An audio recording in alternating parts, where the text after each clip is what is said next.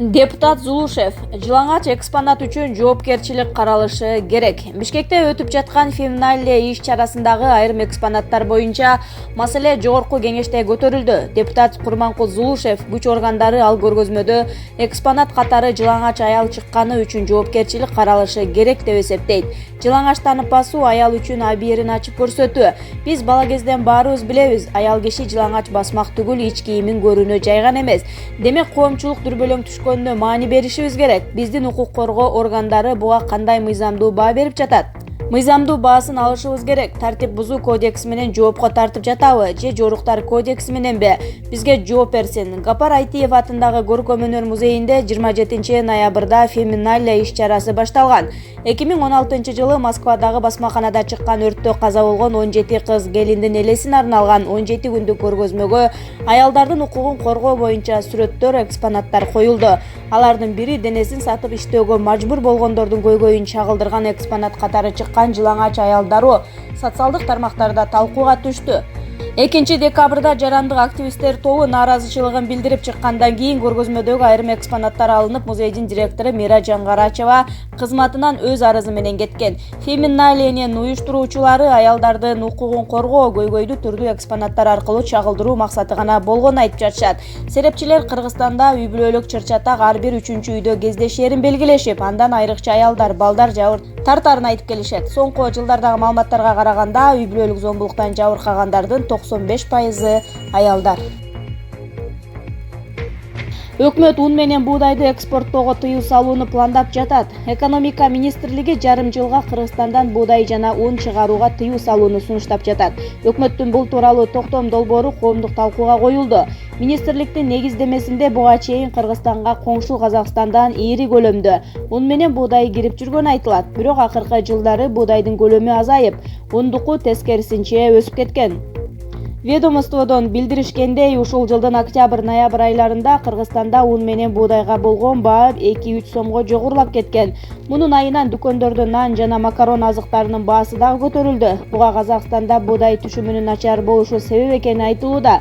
Ушул сыяктуу жагдайларды эске алуу менен экономика министрлиги буудай менен унду убактылуу экспорттобой турууну сунуштап жатат.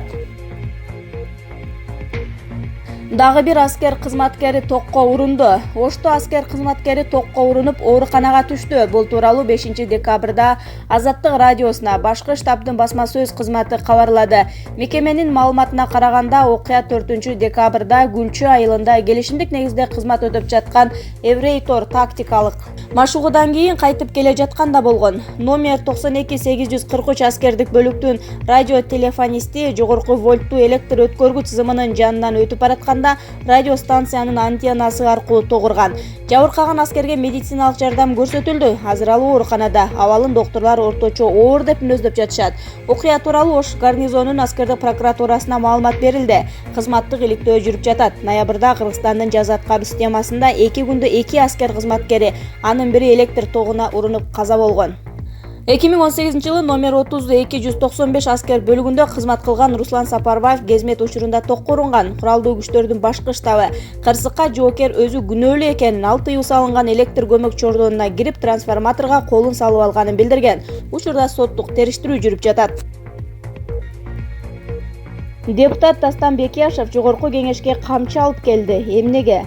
Жылаңач жүргөн аялдарды камчы менен коркутпай, биз ууруларды колдон ары чабышыбыз керек. Мындай пикирди депутат Дастан Бекияшев жогорку кеңештин жыйынында билдирди. Анын айтымында, аткезчилер 2020 парламентке келебиз деп даярданууда. Аткезчилик коррупциянын бир бөлүгү. Өлкө башчысы Сооронбай Жээнбеков коррупцияга каршы күрөшүү саясатын приоритет катары койгон. Тилекке каршы укук коргоо органдар берилген тапшырмаларды аткара албай жатат. Аткезчилер жөнөкөй тил менен айтканда уурулар. ИИМдин уюшкан кылмыштуу топ жок десе, бажы кызматы аткезчилик жок деп таанып жатат. Бирок эл алардын бар экенин жакшы билет, деди Бекияшев. Кытай менен Кыргызстандын бажысындагы маалыматтар эмнеге дал келбейт? Кыргызстандын бажы кызматынын төрагасынын биринчи орун басары Султан Мамасадыков өлкөлөр ортосундагы товар айлануудагы маалыматтар эмне үчүн башка экенин түшүндүрүп берди. Анын айтымында, Кытайдын бажы статистикасын жүргүзүүдөгү методологиясы Кыргызстандыкынан айырмаланып турат. Бизде тышкы статистиканы түзгөндө негизги көрсөткүч болуп килограмм көрсөтүлсө, Кытайда килограмм көрсөтүлбөйт. Булар транзитти эске албай Кыргызстан аркылуу Тажикстанга, Өзбекстанга, Афганистанга, Түркмөнстанга кеткен жүктөрдү Кыргызстанга кетти деп каттап коюшкан. Ошондой эле Кытайда кошумча нарк салыгын кайтаруу каралган. Бул да статистиканын туура эмес болушуна таасирин тийгизет, деди ал. Мамасадыков Кыргызстан Кытайдан товар салган фирмалар жана транспорттор боюнча маалымат сураганын, бирок Кытай тарап булар купуя маалымат деген жүйө менен баш тартканын кошумчалады. Бажы кызматынын төрагасынын биринчи орун басары бажы статистикасында дал келбөөчүлүк бир гана Кыргызстан эмес, Россия менен да дал ушундай эле көйгөй бар экенин айтты. Белгилей кетсек, эки мамлекеттин бажы тармагындагы маалыматтардын айырмачылыгы 53 миллиард долларды түзөт. Кайырчы кемпир 24 жаштагы кыз болуп чыкты. Жалал Абад шаарында тургундар үчүн ыңгайсыздык, коопсуздук жараткан кайырчыларга рейд өткөрүлдү. Бул тууралуу жергиликтүү милициядан билдиришти. Кайырчылардын тек жайы аныкталып, улгайган кемпир 24 жаштагы кыз болуп чыкты.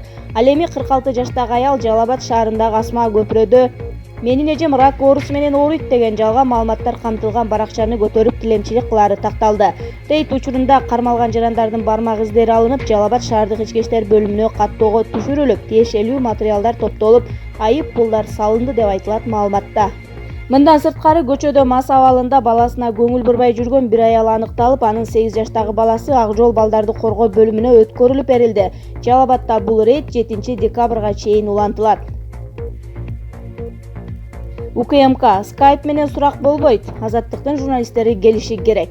Азаттык медиа мекемесинин кызматкерлери Мухамбетали Токтакуновдун жана Ыдырыс Исаковдун катышуусу менен тергөө аракеттери өткөрүлүүгө тийиш. Бул тууралуу УКМКдан билдиришти. 2 декабрда Азаттык медиасынан келген катта аталган журналисттер чет өлкөдө жүргөндүгүнө байланыштуу Skype аркылуу тийиштүү суроолорго жооп берүү даярдыгы белгиленген.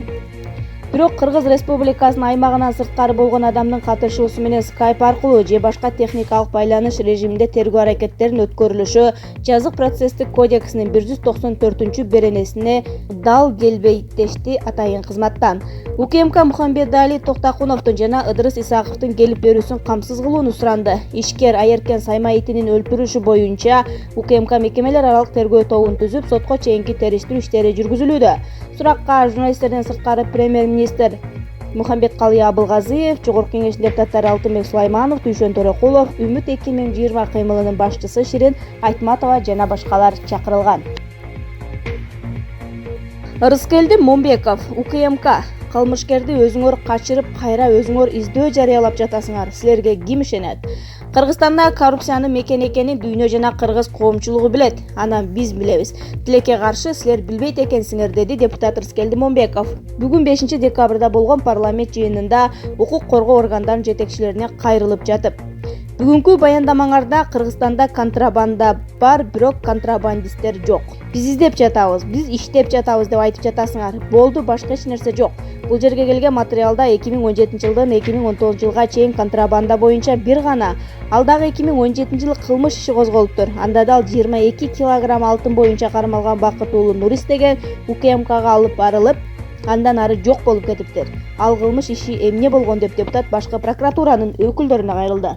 Буга башкы прокуратуранын өкүлү Исмаилов контрабанда боюнча 2017 жылдан бери бир эле кылмыш иши козголгон деген туура эмес маалымат экенин, 2017 жылы 185, 2018 жылы 199, ал эми быйыл 2019 жылы 197 кылмыш иши козголгонун айтты. Ал эми УКМКнын төрагасынын орун басары Талантбек Салиев 22 килограмм эмес, 12 килограмм боюнча контрабандалык кылмыш иши бар экенин айтса, ага жини келген депутат материалдан үзүндү окуду. Бакытуулу Нурис УКМКнын имаратына алып келинди. УКМКнын төрагасынын орун басары Сүйүнбаев тарабынан УКМКнын кызматкери тарабынан чыгарылып кеткен. Мына эми ошол 2 жылдан кийин кайра издөө жарыялап жатасыңар. УКМК өзүңөр болгондо да башчынын орун басары сыртка чыгарып, качырып жиберип, кайра өзүңөр издөө жарыялап жатасыңар. Деги эле силерге ким ишенет, деди депутат Момбеков.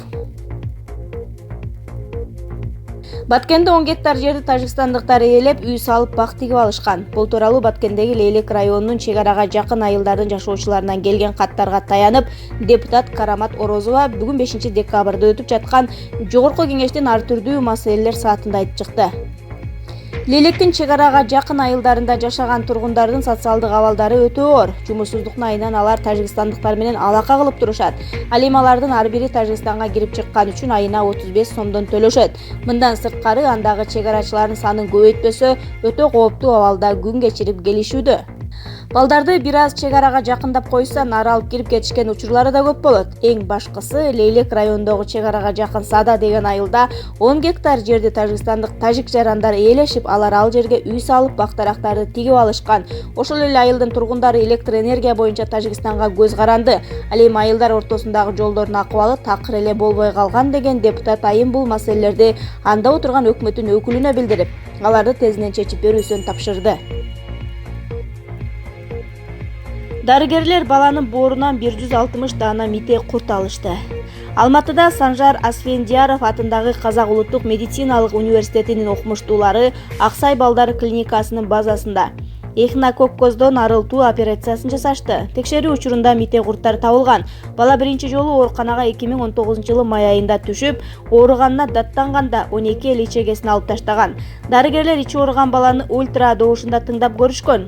Андан кийин дарыгерлер бир нече кистаны аныкташат. Ал эми август айында МРТ жасалган. Диагноз аныкталып, көптөгөн кисталар табылган. Ушундан кийин баланы Аксай балдар клиникасына жиберишет. Бала ооруканага жалпы алсыздык жана интоксикация белгилери менен түшкөн. Ноябрь айында балага операция жасалат. Баланын ич көңдөйүндө боорго өтө жакын жайгашкан чоң кистаны, боордун 5 сегментинде эхинококтуу кистаны аныкташкан. Кисталардын диаметри 1 сантиметрден 15 сантиметрге чейин эле. Баланын боорунан 160 курт чыккан.